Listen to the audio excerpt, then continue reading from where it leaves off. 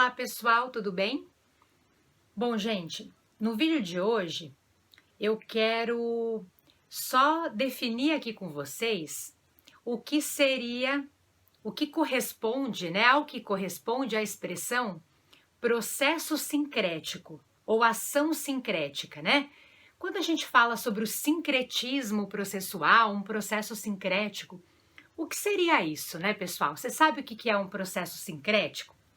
Então, na realidade, a gente passou a utilizar essa denominação, pessoal, quando o nosso sistema passou a contar com a possibilidade da gente ter uma única relação processual dividida em fases, né?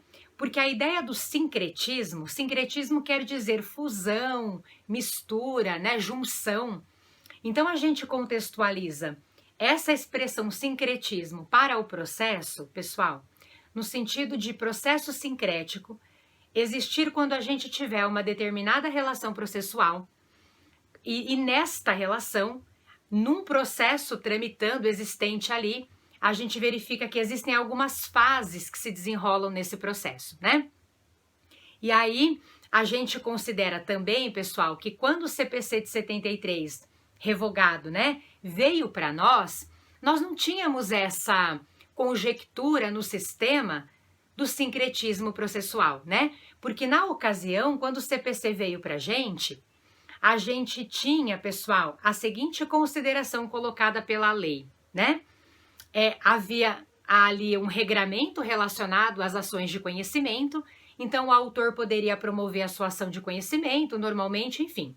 Se ele recebesse uma sentença, né, ele poderia executar essa sentença, mas nessa ocasião, lá no passado, ele precisaria executar por meio de um processo de execução autônomo, né? Então, quando o CPC veio pra gente, pessoal, tanto as execuções de título judicial como extrajudicial, nós, né, manejávamos ali por meio de um processo autônomo. A gente sabe, até inclusive hoje, né, que quando a gente tem um título executivo extrajudicial, a gente tem mesmo que provocar o juiz ali, instaurando um processo autônomo em si, né, uma relação processual autônoma, citando o réu, citando o executado, né, enfim.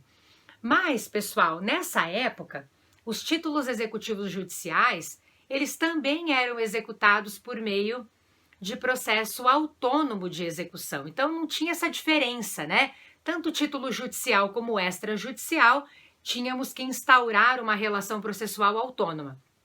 Então, falando de uma sentença, a gente tinha o processo de conhecimento e um processo de execução eventual posterior ali, para que aquela sentença fosse cumprida, a título de exemplo, quando o devedor, né, o executado ali não cumprisse aquela obrigação de maneira específica.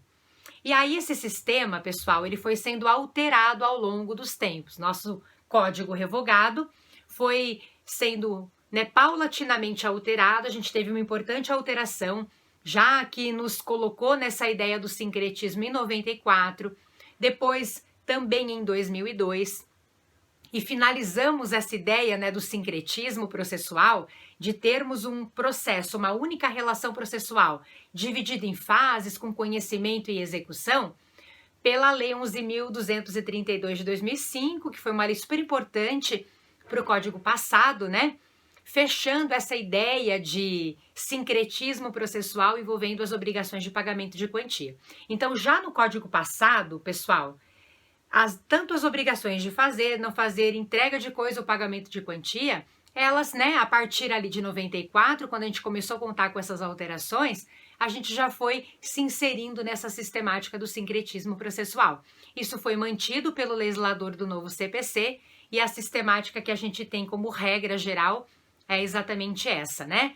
Nós vamos ter um único processo, uma única relação processual dividida em fases. Então, nós vamos ter uma fase de conhecimento, uma eventual fase de liquidação de sentença, quando for o caso, e uma eventual fase de execução, que a gente chama de cumprimento de sentença, quando for o caso também, né?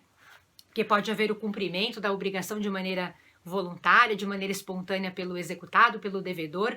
Enfim, pessoal, essa é a ideia de sincretismo processual, que tem a ver com as execuções, né, com os cumprimentos de sentença aí, portanto, envolvendo os nossos títulos executivos judiciais. Lembrando, então, que quando a gente tem título extrajudicial, aí sim a gente instaura um processo autônomo, né, de execução em face daquele nosso devedor, tá bom, pessoal? Só para também não ficar sem dizer nada, né, sobre isso, importante a gente lembrar que essa regrinha, essa sistemática de conhecimento e execução nos mesmos autos, no cumprimento de sentença, é a nossa regra, tá, gente? Existem alguns títulos executivos judiciais que vão formar um processo autônomo aí, né? Nas exceções que também, algumas exceções que vêm descritas ali pelo artigo 515 do CPC. Tudo bem? Bom, espero que tenha ficado claro aqui o que significa a expressão sincretismo processual. Um beijo, muito obrigada e até semana que vem, então.